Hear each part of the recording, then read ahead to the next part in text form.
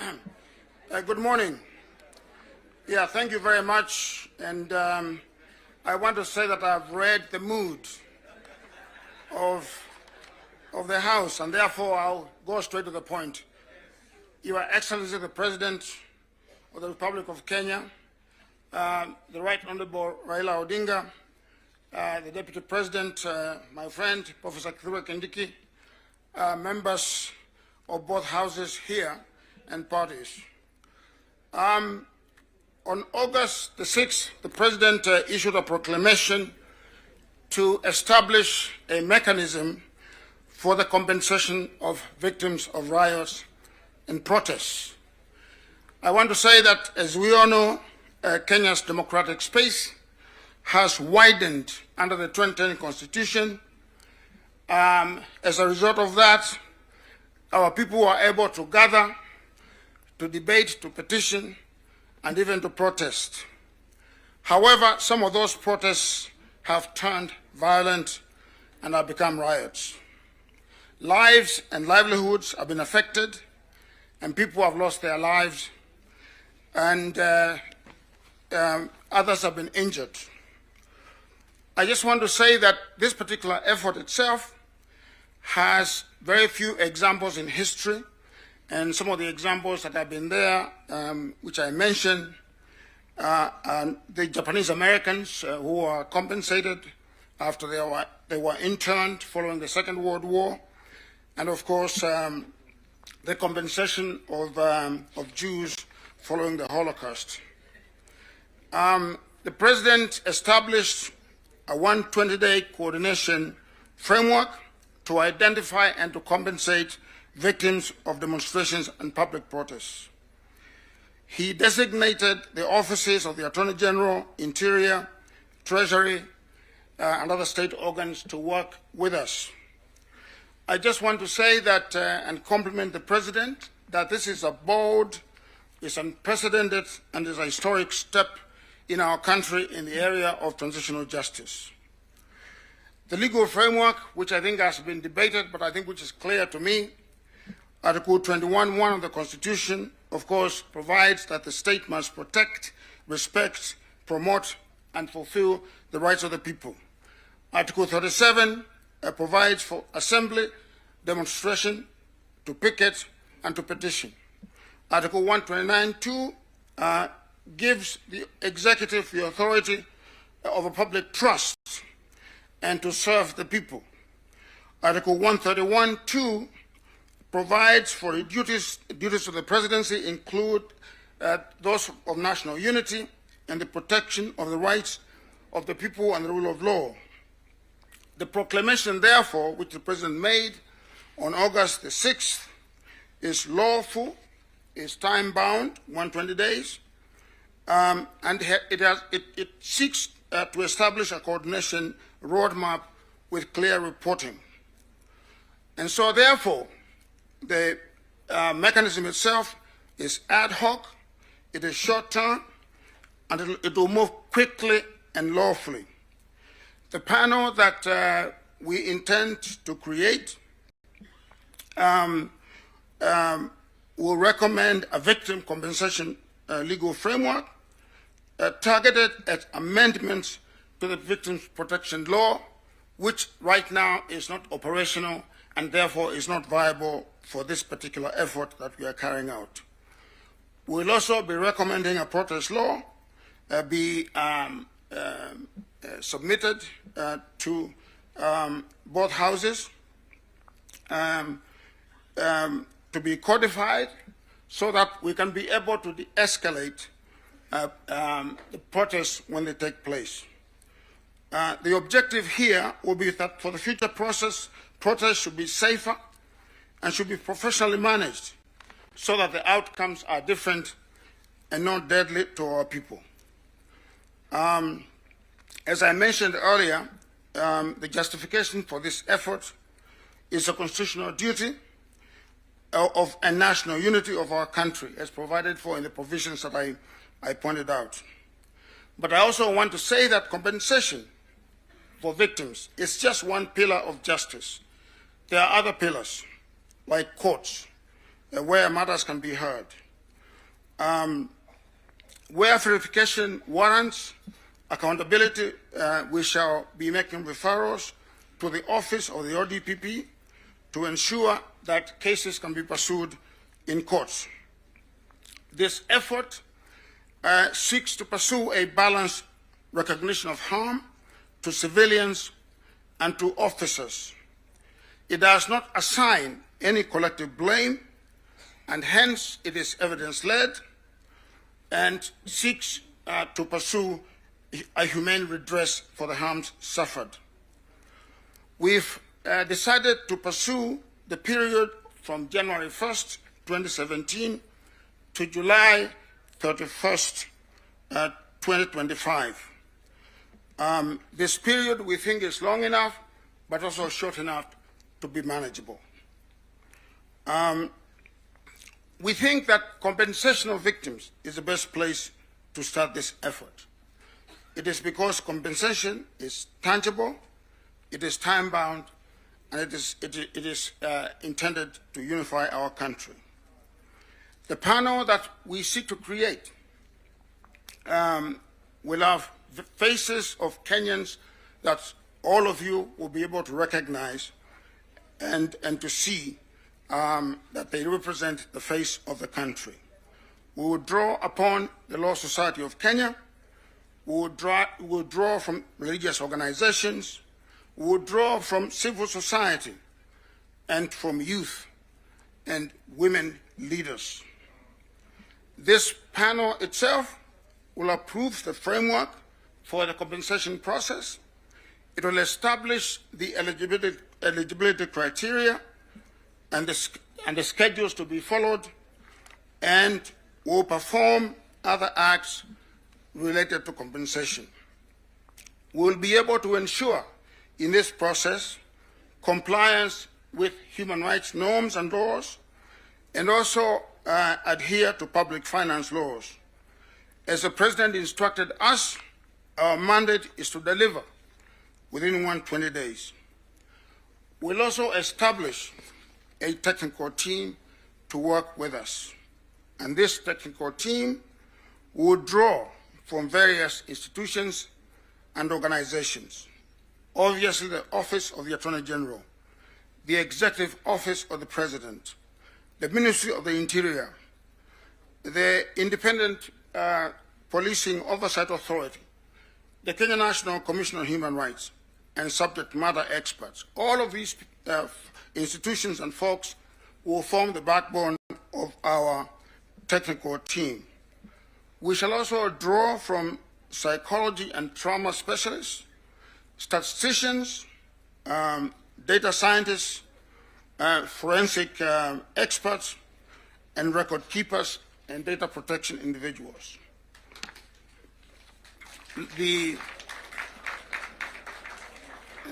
I suppose that is a warning. The Secretariat will be domiciled at the Office of the President. I just want to say that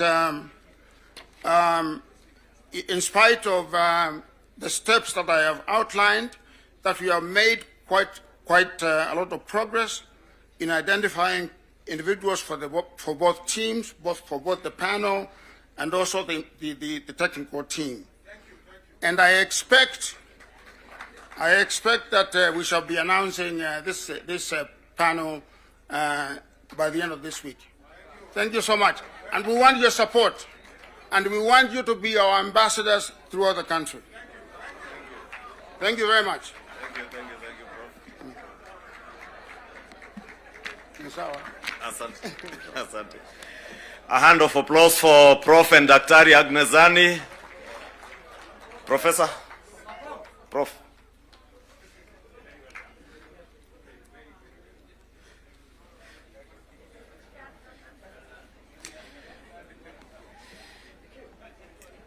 Your Excellencies, the President, Prime Minister, and the Deputy President, with those two presentations, Your Excellency, members, we appreciate the seriousness of not just the implementation of the NADCO report, which we have been appraised on its implementation. And Your Excellency, I must appreciate all the members of Parliament, both in the Senate and in the National Assembly, for the support that they have accorded us in the legislative process of enacting the NADCO legislative bills that we have and those that are still within the two houses. We have committed that we will continue to endeavor to have them adopted and signed into law. Your Excellencies, the 10-point agenda, as has been clearly enumerated by Dr. Agnes Zani, are not about you as a president or the Prime Minister. These 10 points are about the nation of Kenya. The full implementation of these 10 points are not about ODM as a political party or the Kenya Kwanza coalition parties. They are about the future of our nation. And therefore, as a parliamentary group, we want to commit, Your Excellencies, that we will continue to ensure that we extend the support that is needed by the Agnes Zani team and also to Professor Makau Mutua's team, because as Professor has alluded to, there will be legislative proposals that will come to the houses, as well as requests for budgetary support in the implementation of the work that these two important committees are doing. Therefore, Your Excellency, allow me to close at that point and to now, Your Excellency, before I invite the Deputy President,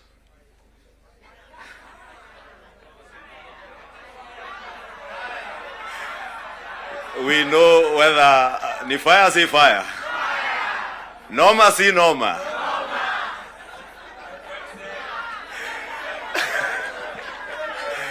We want to hear whether the Deputy President, whether when he says ni fire si fire, ni noma si noma, whether he can earn himself a second term as the Deputy President, as usual, depending on what he says and how he engages with this House. Honorable members, allow me to welcome the Deputy President of the Republic of Kenya, Professor Kithure Kindiki. Thank you. I wanted the Leader of Majority to delay a bit because the Prime Minister stepped out, because I wanted to take the shortest time here, having seen what my predecessors have gone through. and you know, both my predecessors are just like me from academia. So I was very worried. I wanted really a delay until the Prime Minister comes back. But I'm grateful to what Dr. Zani and team are doing. You're helping the country deal with very, very difficult issues. I am also very impressed by Professor Makau Mutua's work. It's quite a heavy topic that he's handling on behalf of the country. So my sister, Dr. Zani, and my academic senior, Professor Makau Mutua, I wish you Godspeed as you do this on behalf of all of us. Your Excellency, the President, and Your Excellency, Prime Minister, and my colleagues, let me just say two things as we wait for the Prime Minister to come back and address us. The first one is, for the last 33 years, our country has revolved around majorly two political formations. And the difference in the political strength of those two major political formations has not been very big difference. We've been like that since we went into multi-party politics. So that you have a strong party winning, but even the opposition is fairly strong. What that means, therefore, is that our country, like all democracies, requires bipartisan consensus building, especially to deal with serious and heavy national issues and national challenges. I like what my mono in school and the leader of the National Assembly minority side, Junaid said, my distinguished mono, he said that oh, he's back. I was just praising you, Junaid.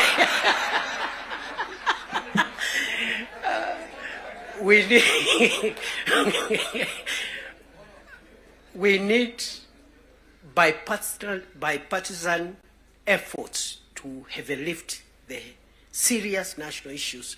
You've seen them in the 10-point agenda: the fight against corruption, the fight against ethnic bias, the fight against all these vices. Without bipartisan efforts, no single side can be able to ever lift these national issues. So let us not underestimate what the leadership of the UDA through President Ruto, the leadership of ODM through His Excellency Raila Odinga has helped us to achieve as a nation. Because none of us alone would have enough political largesse to be able to even lift on some of the issues we are discussing here today. So we are in good space, and for that we must celebrate and acknowledge the visionary leadership of President William Ruto and the visionary leadership and statesmanship of our elder brother, the Honorable Raila Odinga. Going forward, those of us who are younger politicians, we should pick lessons from these two leaders, because there's a lot of excitement by many people who are in the political space, and they think leading the country or managing the country's affairs is a small issue. And some of the characters running up and down around, if they are given this nation to manage even for a day, the country will sink, because they don't have enough wisdom and enough foresight to be able to manage the complex society that is Kenya.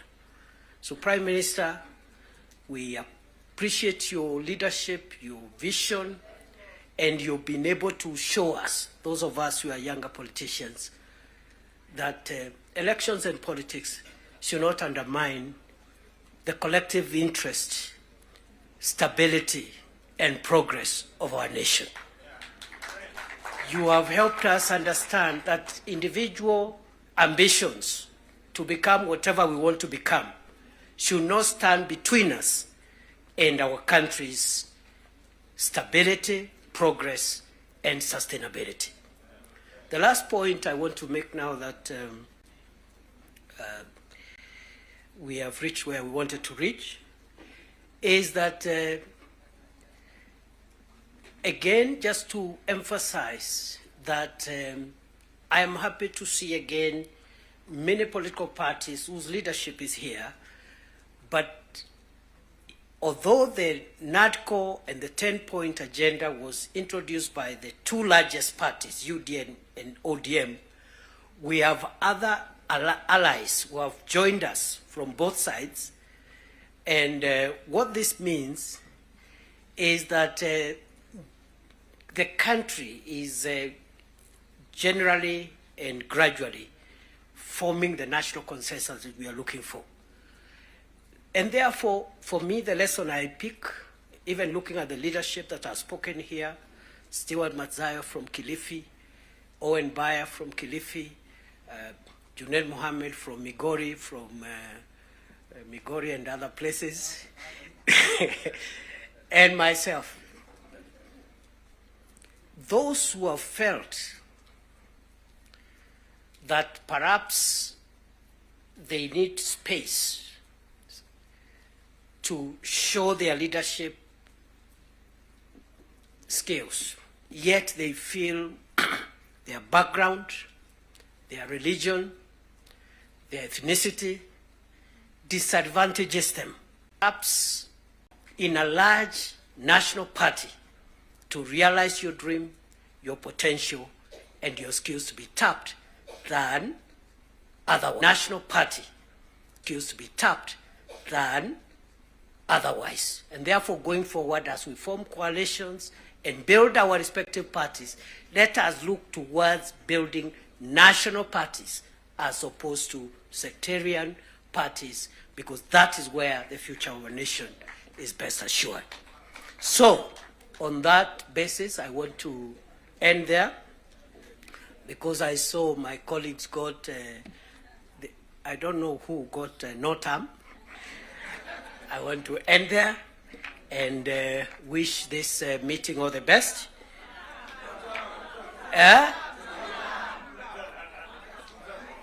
All right. Now, because our leaders are here, after the formal event is over, I'll remain behind, and then we'll also test a few slogans after that. With those many remarks, let me take this opportunity with a lot of respect to request our elder brother, our statesman, the leader of ODM, Your Excellency Raila Odinga, please come and address us. Wapi makofi ya baba jameni? Baba ni fire si fire.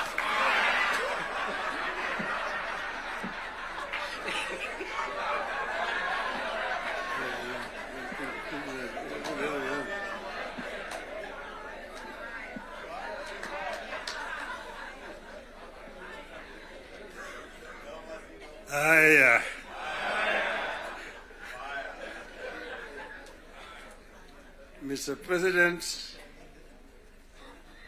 Deputy President, honorable members of Parliament, hamjambo.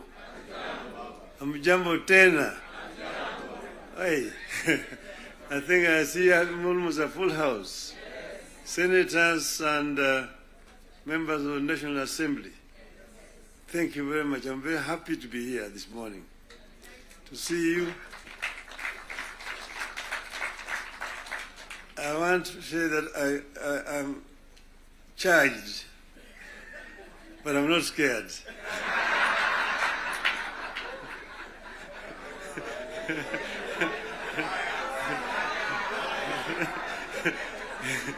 You know, I've been a member of Parliament for this constituency for 20 years.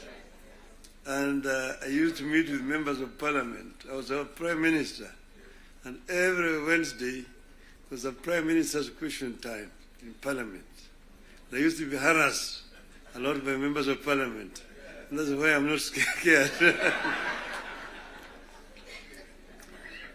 But let me begin to say that none of us thought a day would come when protagonists just a year ago would get together to chart a joint way forward for this country.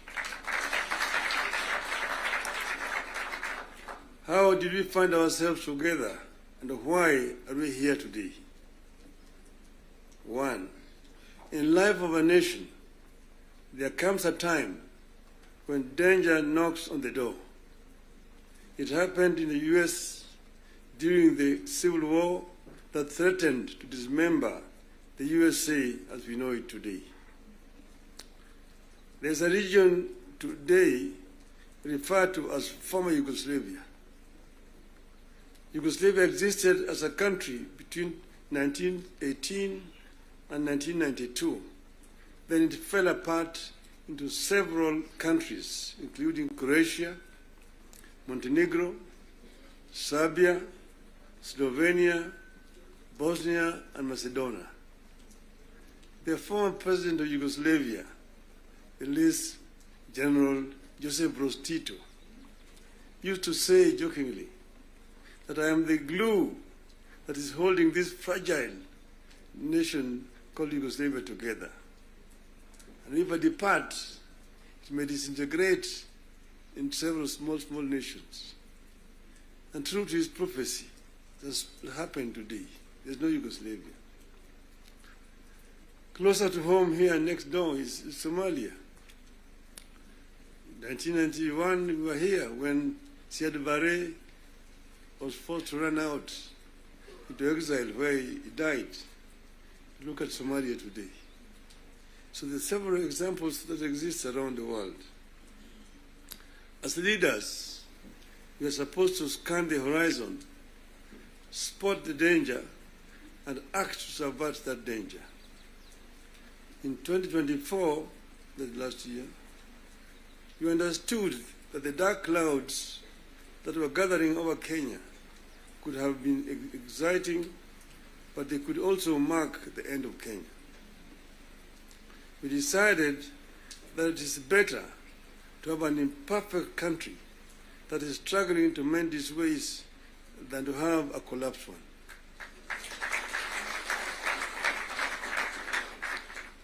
We came together to create an environment in which we can discuss our issues and differences as people of one nation. As you know, and as you know here, there are countries that cannot discuss their issues at home.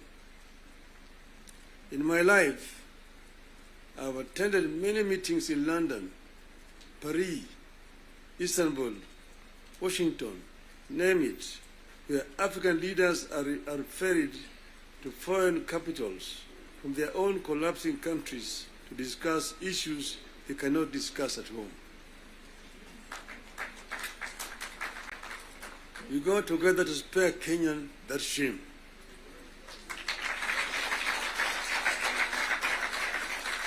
Our object was and remains one, as one U.S. Senator called it, our country, our whole country, and nothing but our country. Having stabilized the nation, how have we performed in the intervening periods? How do we do better?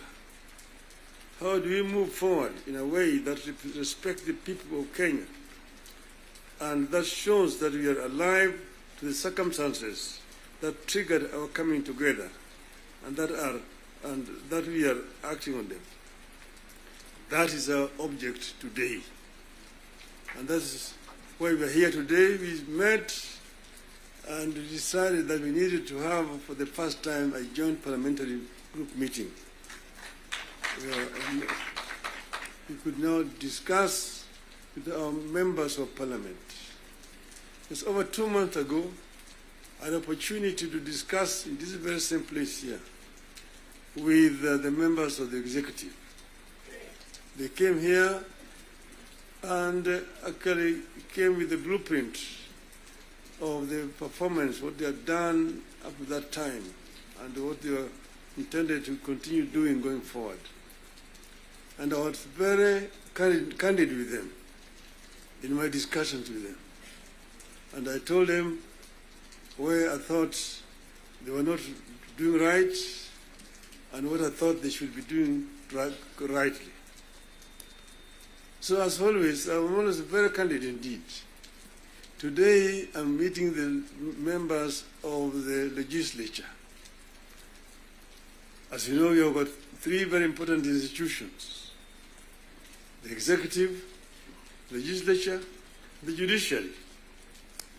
And I'm hoping that in not very far away from today, I will have opportunity to talk to the judiciary as well. So I'm going to be very candid with you people. To talk to you as a former member of parliament. Yes, the leader, Kimani Ichung'wah, referred to the Constitution and told me the issues like NGF and and Senate oversight in the counties is in the Constitution. I want him to cite to me the section of that Constitution that he's referring to. Because as you know, I was very involved with the Constitution, making Constitution of this country. And at another time, I would want to bring Professor Yashpal Gai, who was the leader of that Constitution making. And we went through very many issues. We had committees in the Bomas of Kenya dealing with various segments of that Constitution. The executive was one. Legislature is another one. Judiciary is another one. Devolution, other committee. And devolution was very contentious because we had very many people who did not want the devolution because of what had happened at independence. As you know, we started with the devolved system government, Majimbo. The foundation of Majimbo was actually contentious because it was ethnic-based. The colonialists and the settlers had actually instilled fear in the people that the bigger communities, the bigger tribes at that time, the Luos and the Kikuyus, will lord it over the smaller tribes.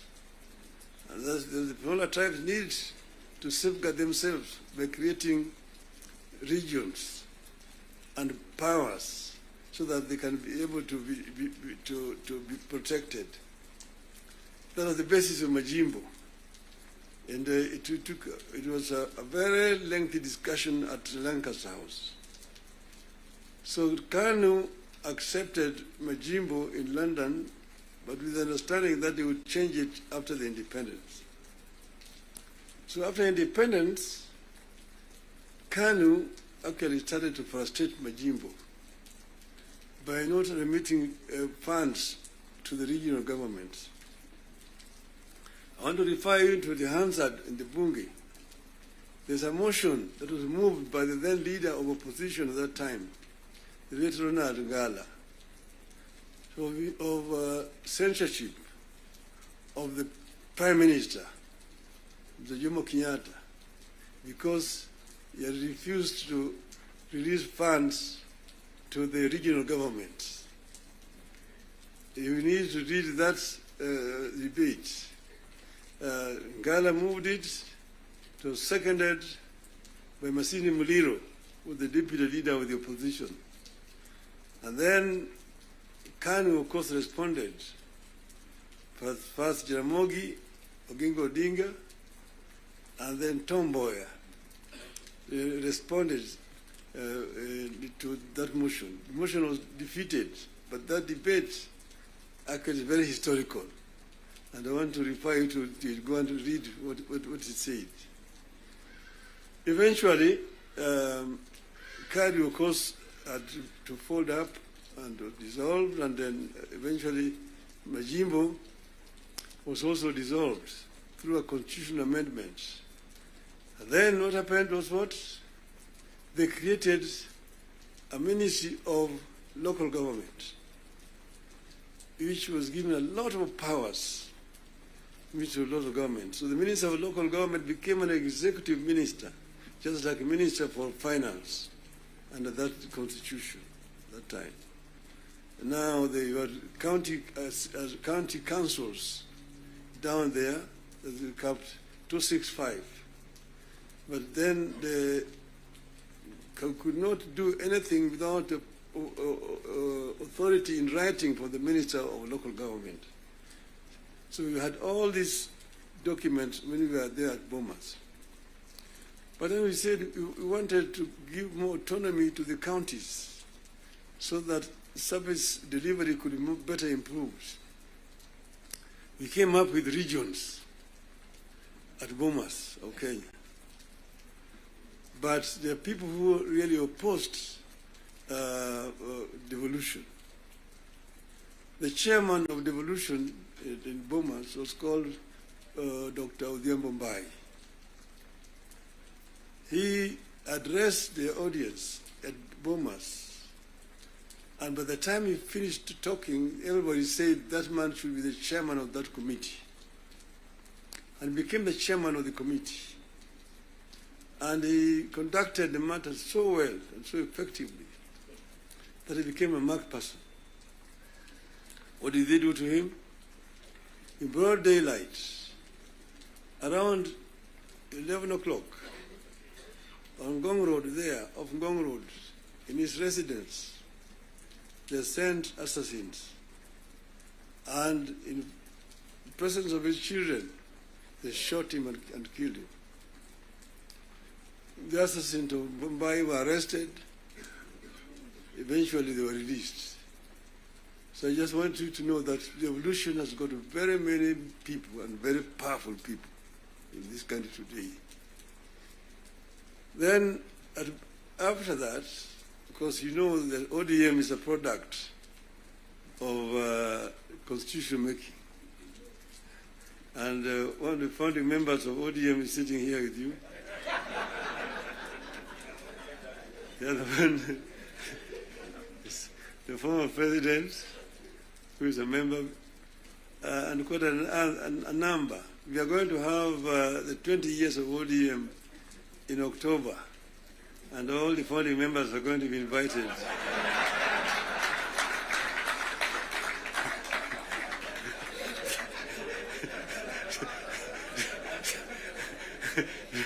to come and attend. Now, you see, we said that we give clear, responsibilities. The executive, the legislature, and the judiciary. And the legislature is supposed to make laws that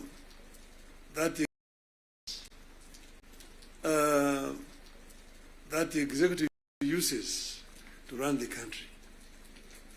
And the judiciary is then there to ensure that in implementation of these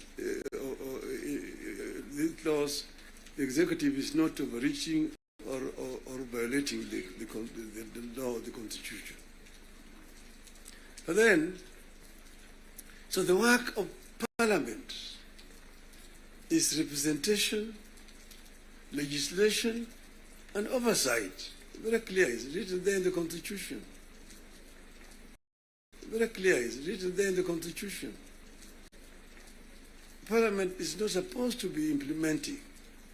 Parliament is supposed to be oversighting. It's not oversighting. And secondly, there is only two levels of devolution. There's, national and one level, county. Constituency is not an element of devolution. Devolution remains at the county. Down there, the constituency, the county government does implementation of the projects. I'm saying, correct.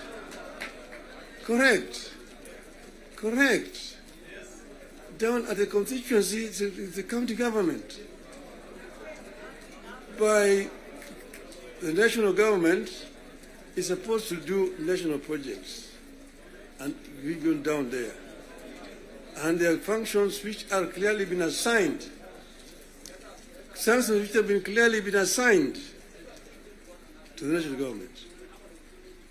I will tell you, your legislatures, and a very famous English politician said that I may not agree with what you have to say, but I shall defend unto death your right to say it. So listen to me. Let me say it. And then you'll have a chance to come and respond. So I'm telling you, I know that sometimes the truth is very bitter. I was there, and we discussed with the Karue when he was moving around to bring the CDF. The CDF was brought because of circumstances that were prevailing at that time.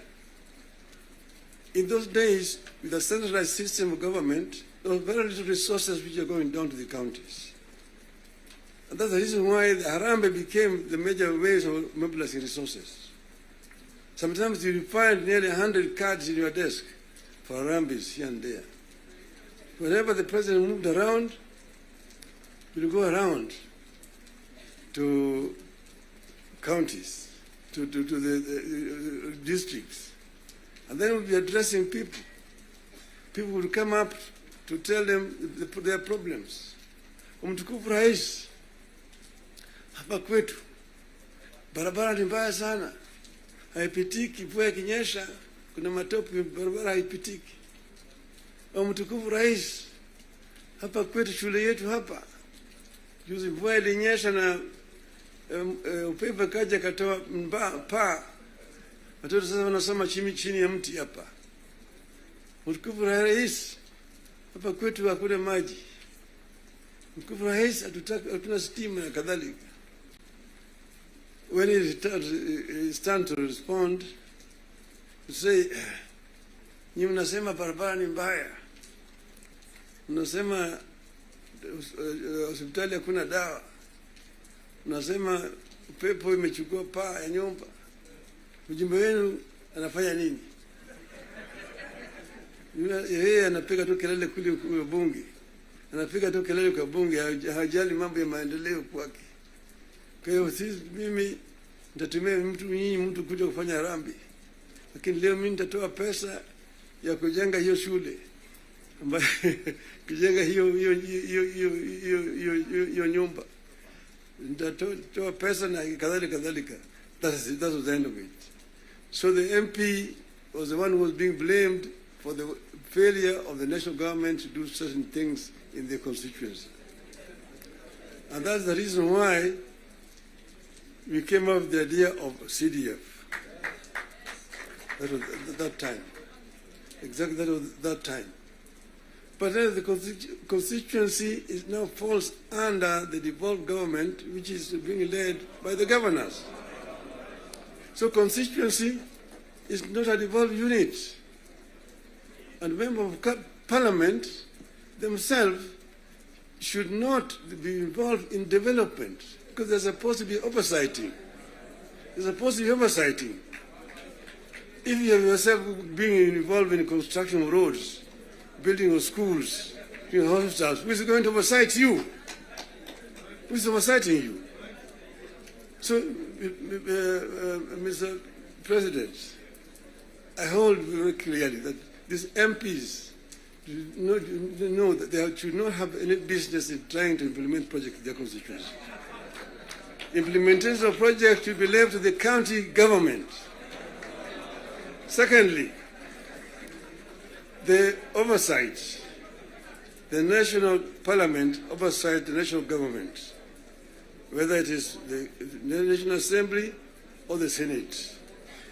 Oversighting of governors, the responsibility of MCAs, members of the county assembly, not the senators. It's not the responsibility of the Senate to oversight. Senate wasting time of governors to come and answer questions about roads in the counties. And thirdly, the issue of extortion. The issues of extortion. The issues of extortion. Majority Leader, you talked of, you didn't talk of extortion, you talked of lobbying. Lobbying is okay. In the US, you've got lobby firms which have formed to lobby the members of the Congress. They come to lobby, they're known, they're officially registered as lobbyists. They come to lobby the members of Parliament. But lobbying is a different thing from extortion.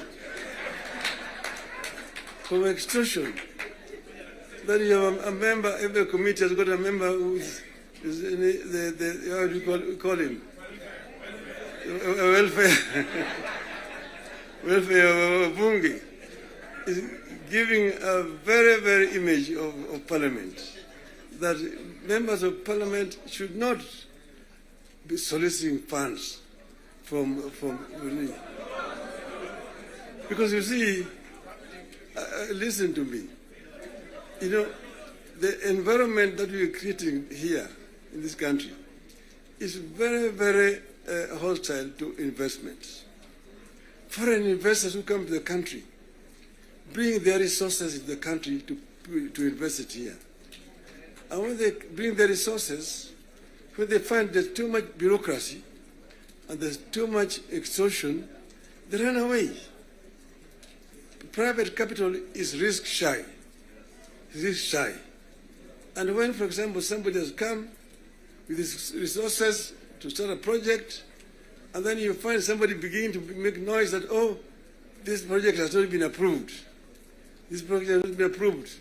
Or this project is being corruptly implemented. You run away. You run away. And delaying of the projects. And you find a situation where members of parliament inviting parastatals and so on, and even purporting to be cancelling projects that have been signed. That is the work of the executive, not the work of the legislature. So the legislature should not be competing with the executive in terms of implementation of projects. Allow the executive to implement and just correct them when they go wrong. That's the country will develop. Create a healthy environment for implementation of projects in the country. Then this country will develop. I know I'm being too honest with you people. And I know that the facts, the truth sometimes is so painful, but I think it is important to say this to honorable members of parliament. Thank you very much. May I now invite my brother to come and address you people.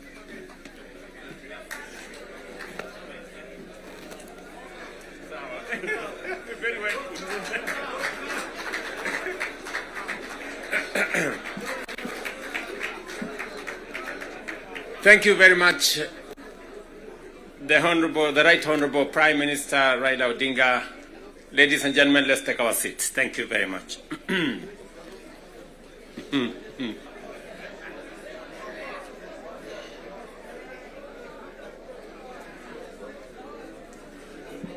Now, honorable members,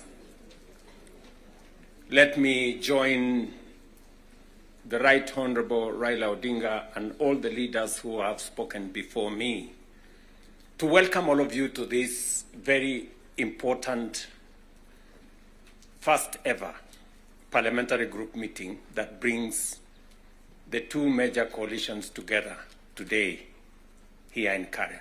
Karibuni sana.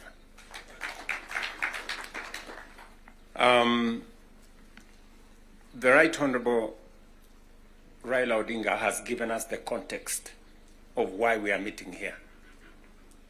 I really would want to add not so much, because he has ably contextualized why we are meeting here today. That we have a nation to look after and we have a nation to protect, and there are options that are available to us. And I think we chose to protect the nation called Kenya by our coming together.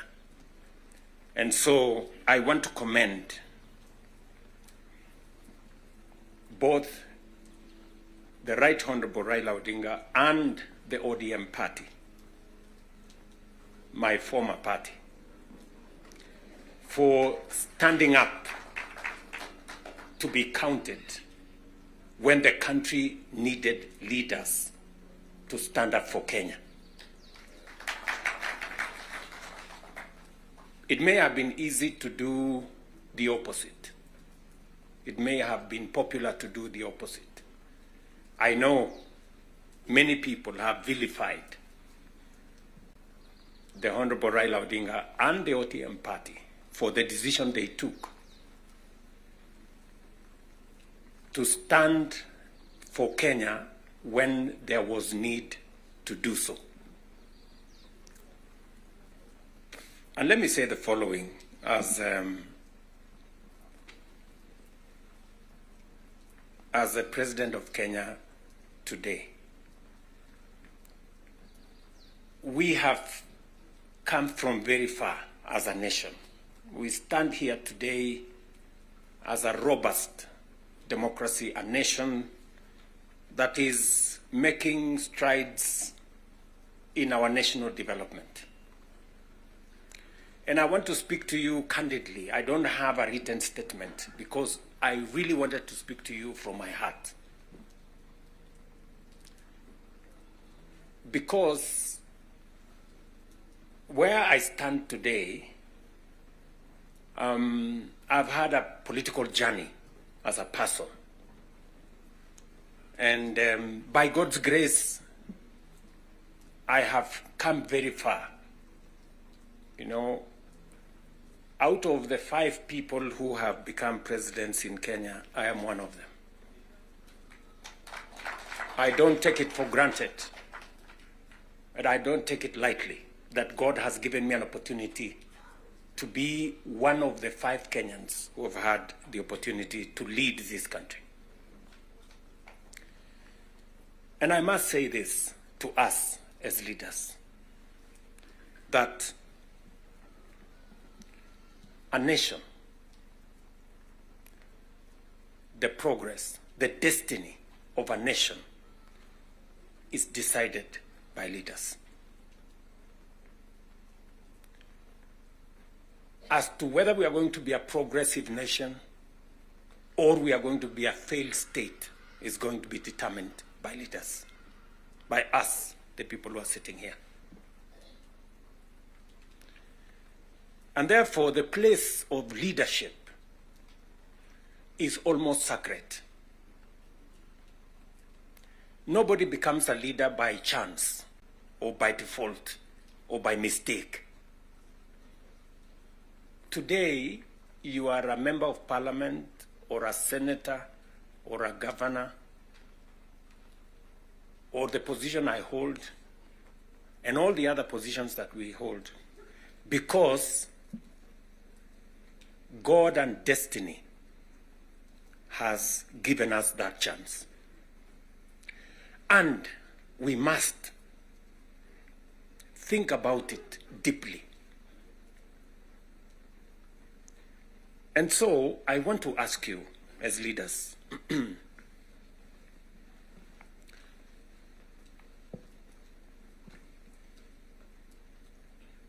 the Honorable Prime Minister has given us a history of countries. I will add to that list 2 countries. Singapore and Kenya were the same countries 60 years ago. Malaysia and Kenya were the same 60 years ago. But today, we play in different leagues. They have managed to progress to the first world. We are still where we are. The difference between what Singapore has become and what we are is leadership.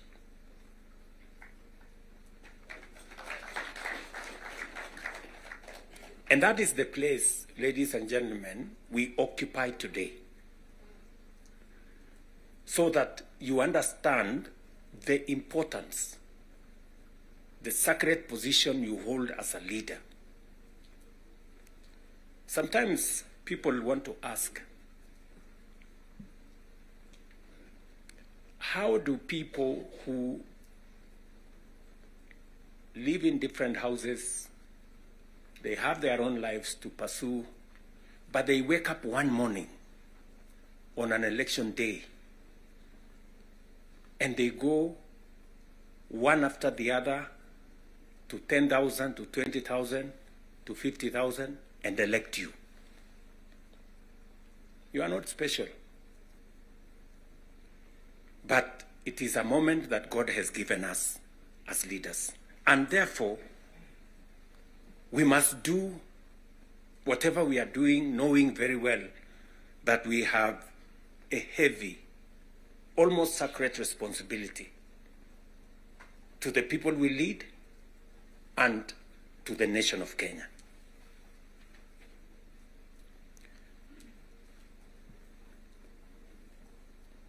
And it is not that we don't know what we should be doing. We all know what we should be doing.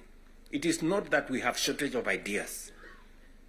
It is not that we have shortage of what we need to do.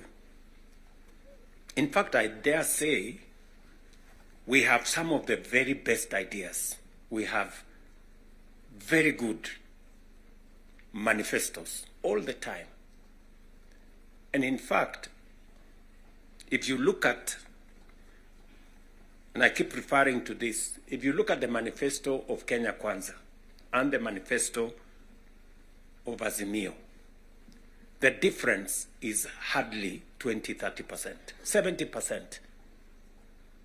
We share what we think should be fixed in Kenya. But politics somehow has taken our country hostage, that we cannot do what we all know we should do.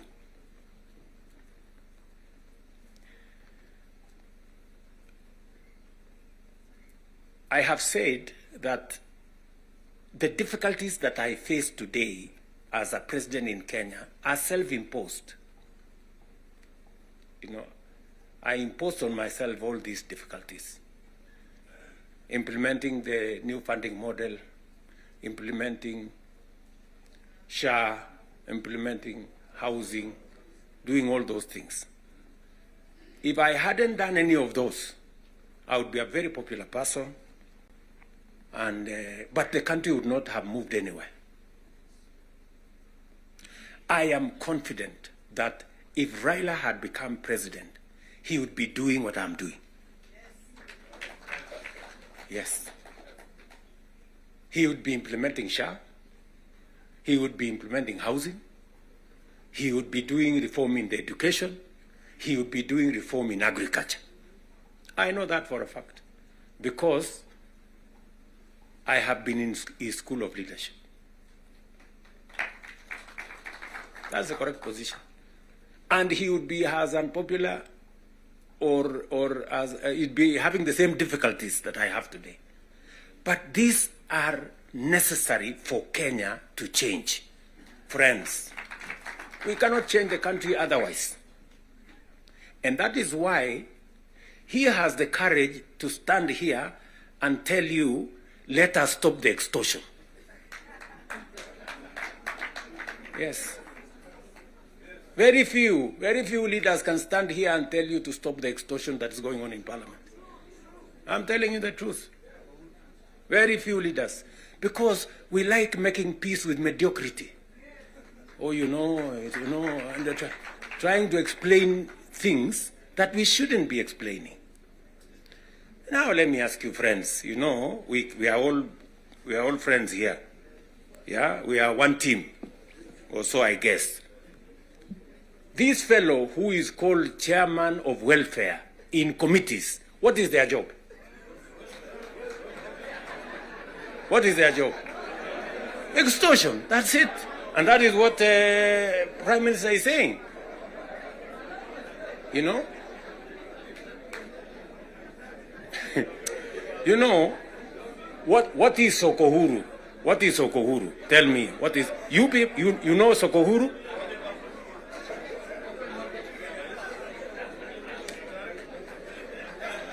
So, let me tell you. No, no, you see, and this is the same problem that we face. This is the same problem that we face. Because, look, for example, we passed the law that we all know, friends, we all know the problems we go through with fundraisings for people who have hospital bills. All of us. In your phones, you have WhatsApp groups. So-and-so has this, this condition, so-and-so has this condition, to contribute here. True or not true? Yes. But we don't want to fix it because it's difficult. But I must commend you. I must commend the members of National Assembly and Senate, because you took the courage and passed the bills that today is beginning to solve the problem of health in Kenya. It may not happen instantly. But all of you can now see that there is a possibility that we can sort out the challenge of health and health delivery in Kenya. But because we had to be bold, we had to be bold and make the necessary decisions. Today, we are dealing with the crooked hospitals and health professionals who still want to steal from SHA and to steal from our health provision. And we will go after them and we will deal with them. So, what am I saying? I am saying the following. If we have to change Kenya, my friends, we have a historic opportunity today with this broad-based government, we have a historic opportunity to unleash the full potential of Kenya. We all believe, I do, that Kenya is a very great country, this country of ours. There is absolutely no reason why Kenya is not like Singapore. We have what it takes. Let me repeat. We have what it takes to measure up to the countries in the first world. Yes, we do. Yes, we do. But we are playing in the wrong league because leadership, me and you, are refusing to stand up to what this country needs. I really want to persuade you guys. I really want to persuade you friends. Yeah? This is not about William Ruto. I am here today, I will not be there tomorrow. This is not about Raila Odinga. Right? It's about the country called Kenya, where today we have the privilege to be the leaders, to be the decision makers, to decide which way Kenya. It is us who are seated here. It is us. And we have the historic opportunity to make this country what we have always wanted it to be, but it has not been. As I have said, the same way Raila Odinga can stand here and tell you we must stop the wrongs, I have also said that I am ready to pay whatever price to make this country change. Yes, we must change this nation. And we can do it. Look, housing was part of our conversation for the last 30 years. Yes, we've always talked about housing and how important it is and how it is going to create jobs, how it is going to stop land fragmentation, how it's going to allow us to produce, to save land that is meant for food, how we are going to have decent housing, how we are going to reduce on slums, how we are going to have decent livelihoods. We've always said that. The Right Honorable Raila Odinga tried with the first slum upgrading projects. We started there.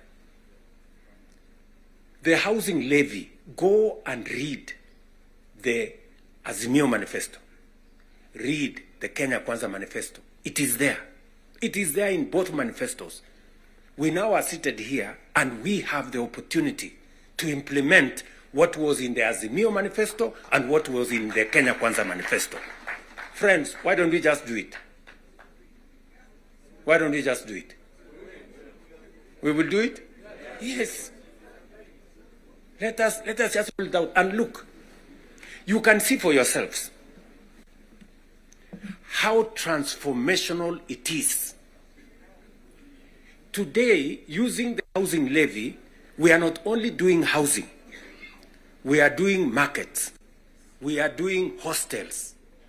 And I promise you, what you see in Mukuru, what you see in Kisumu, because I have been there with Baba here, what you see in Eldoret, what you see in Nakuru, what you see in Kiambu here, what you see in almost every part of Kenya is just housing implemented for 2 years. And you can already see the kind of impact it is having, the number of jobs it is creating, the way it is bringing change in our towns and cities. Friends, if we were to do this for 10 years, if we were to do this for 20 years, and this is a project that has been delayed, we are supposed to have done this 30 years ago. Tell me, if housing was implemented 30 years ago, how Kenya would be looking today. We wouldn't be different from Singapore. We may have started late, but we now have a chance to do it. I want to ask you, I want to request you for us to come together. And we are not coming together so that any one of us can get anything. We are coming together so that we can transform this country. And it is possible in our lifetime to change Kenya. In our lifetime. We now have maybe 320, 350,000 young people working in that space. We could double that to 700 in the next 2-3 months. We could scale up that to 1 million by next year. And we can energize the transformation of our country. That is why we are sitting here. That is why Baba and I have called this PG. Baba has told you we are here for Kenya. I am buttressing what we are saying, what he is saying, by telling you what we can achieve together. What we can do in our agricultural transformation. If it was not for the broad-based, for example, we wouldn't have had the kind of change that is required in our sugar sector. And I want to tell you, watch this space.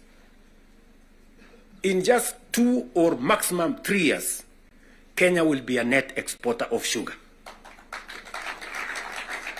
Just 2 or 3 years.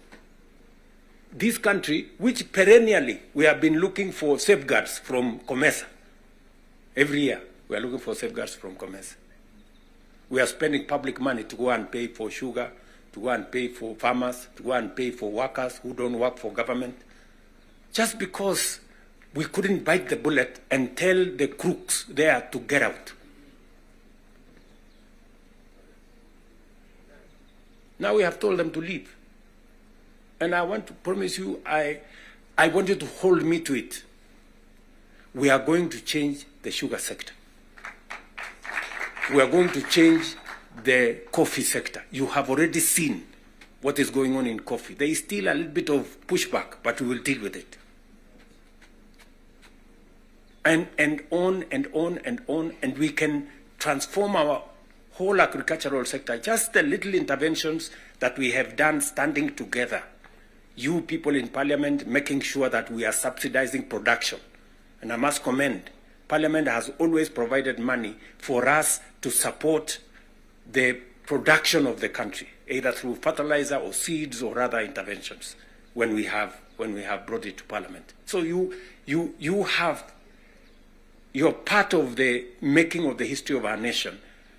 Just imagine we have reduced the imports of maize, for example, by 70%. Reduce the imports of sugar by 70%. And we can make that progress if we are focused on where we want to go. And that is the reason why we have to make the decisions that we have made work. It is the reason why Baba and I have appointed Agnes Zani and her team, so that what brought us together, we don't forget. the 10-point agenda that we have signed buttresses what is actually in our manifestos. The NADCO report, we all know what it is supposed to achieve. And if we stand together, we can achieve all the legislation that is recommended by the NADCO report. Parliament has what it takes, to do this. For Kenya, we can do it.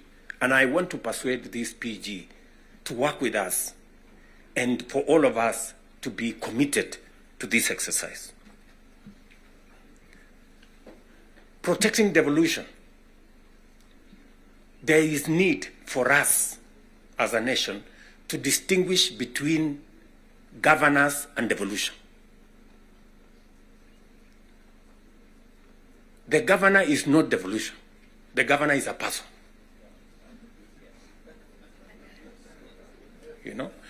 Devolution is about the people. It is not about the governor. And we can deal with the governor without disrupting devolution, if there is need to. But what is sacrosanct, what is constitutional, is that we must get local people, development, to be at a local level as much as is practically possible. I agree with the Right Honorable Raila Odinga, because I was in Parliament when NGCDF was passed. And the principle was right, because there wasn't any meaningful resources getting to the grassroots. And the big push for devolution in the constitution-making process was 3 principles: making sure that resources get to the grassroots, making sure that there is representation at the grassroots, and making sure that accountability is also at the grassroots. So we need a conversation. There are legitimate concerns on how resources are being spent at the counties. There is. We cannot also run away. There is legitimate concern. Let me ask, for example, the latest Sokohuru in the Senate.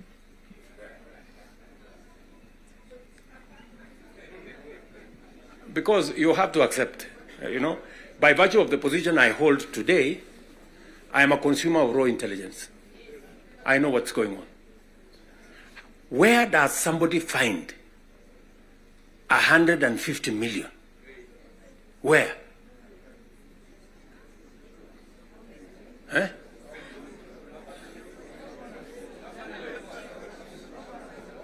Is that his money? That is money that belongs to the county. Is that correct or not correct? Yes. Let me ask you, members of parliament who are seated here. Do you, for example, know, do you, for example, know that a few members of your committee collected 10 million shillings so that you could pass that law on anti-money laundering? Did you get the money? No.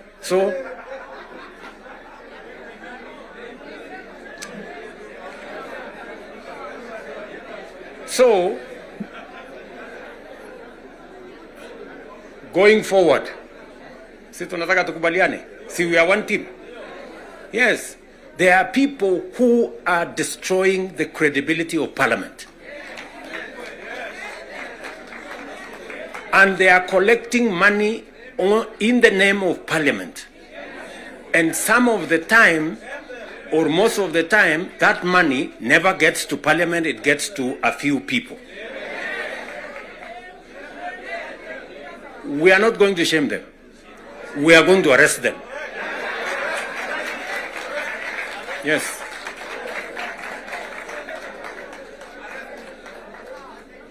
Do we agree? Do we agree? Yes. Whoever is giving and whoever is being given and whoever is doing whatever it is, we sort them out. Because the reality, friends, the reality is that there is a problem.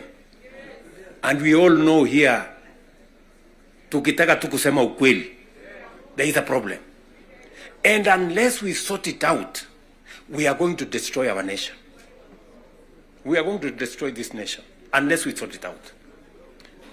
And we must be as candid to ourselves here as we are candid in implementing what is transformational for Kenya. Tunaelewana? Now, let me say this. We must make sure that we get resources to the grassroots, but we also must make sure that the resources that get to the grassroots is used for the people, not other ways. And so we must do for the national government as well. In our 10-point agenda, we have discussed about the young people of our nation and how we need to protect their livelihoods. I want to ask the leadership seated here today, members, I want to persuade you. We have a robust program. We have, I think, close to 8 or 9 different programs targeting our young people and how we can meaningfully engage them in employment and other interventions that benefit the young people of our nation. I will say this. We spend close to 650 billion shillings every year in education, making sure that our young people go through primary school, ECD, primary school, junior school, secondary school, TVETs, and universities. We must equally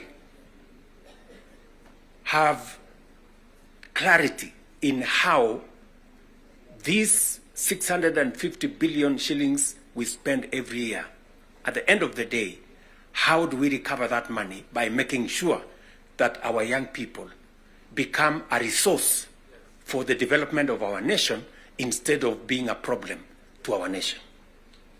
We must do that. And there are 6, 7 interventions that have gone through Parliament.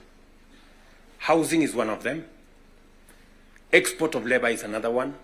Digital jobs, and every member of Parliament here, especially of the National Assembly, you have resources to do ICT hubs. I remember discussing with Sirma there, chairman of NGCDF. I remember discussing with Kiarie, the chairman of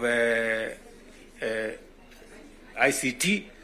And if there are any issues that concern, sometimes maybe we have a problem with resources, Mbadi is here.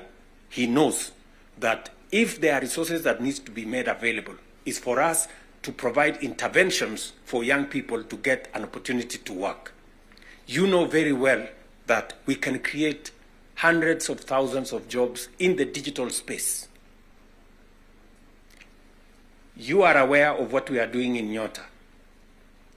You are aware of what we are doing in KJet. And if you don't, we should be able to explain to you so that you become part of the people, because you speak to hundreds of thousands of people every weekend, every day, as you go about your responsibilities, how they can tap into these opportunities and create livelihoods for the young people of our country so that they too can make a contribution towards making Kenya what we all want it to be. And I can continue, and I can continue on all the other aspects that we have worked on. We agreed that we must have a conversation on national debt because it has the potential to threaten our development. It is the reason why my good friend Mbadi and I have been in many different places. And we have done the most that we could to contain the issue of debt.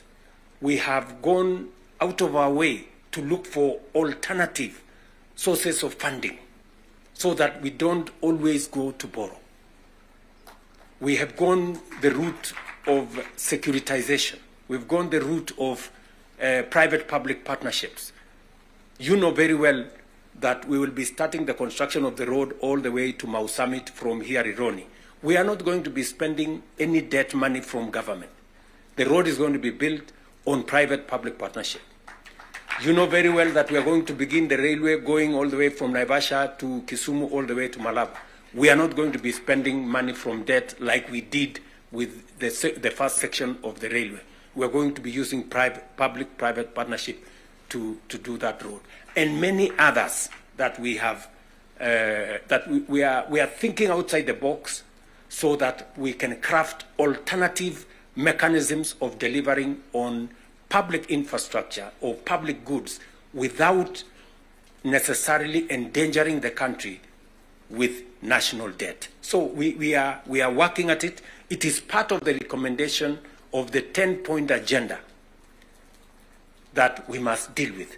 And we are seized with that matter. We will be giving, Mbadi and company will be giving a report to Zani's committee on what practical steps are we making to respond to the issues in the 10-point agenda.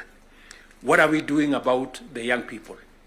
We will be able to tell Zani and the PG should be there to monitor what we are doing so that we not only do it for us, but we also do it for the people that we represent. And finally, because I do not want to belabor the point,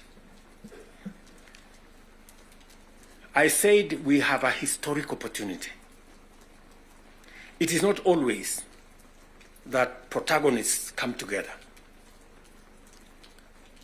to look at the greater interests of the country. But God has given us this opportunity. And I must commend Baba here, because very few leaders have the courage and the mettle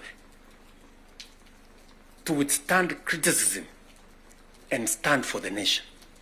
Very few people. Very few people. Many people look for what is convenient, what is popular, even if it is wrong, and they want to pander to it. But when a nation's destiny is at stake, you need statesmen, you need people who have the courage to put Kenya first and everything else secondary. So, what am I saying in conclusion? I am saying Zani and team have a job to do. They will be briefing Right Honorable Raila Odinga and myself on what needs to be done. We will be able then to guide what will be happening, what the executive need to do, what the legislature, the role the legislature need to play, and the role others may need to play. And as we do that, we will need another opportunity to be granular. Today was the first occasion for us to deal with this. But down the road, we need to bring the members of the executive, at least the ministers, to come so that we can have a meeting of minds between the executive and the legislature on matters that are of national importance. Further down the road, we may need that engagement. Maybe not in a sitting like this, maybe we can organize a retreat for 2 or 3 days so that the questions I see members of parliament asking on some of the programs, we can fully understand the import of the programs we are running, what they are meant to achieve, the transformation that is supposed to happen, and how we position ourselves to make sure that we provide the push necessary for that transformation to happen. Again, focusing on the greater picture, the bigger picture of our nation. So, ladies and gentlemen, I want to say thank you very much for coming for this session. I know we will listen to you by way of feedback on some of the things that you want us to respond to. We are here because we are one team and we want to succeed together. And we want to make sure that none of us is left behind. Are we together? So, mimi nimesema asante sana. If there are any questions directed to me, I will be willing and ready to answer. If there are some directed to any one of us here, we will be able to answer.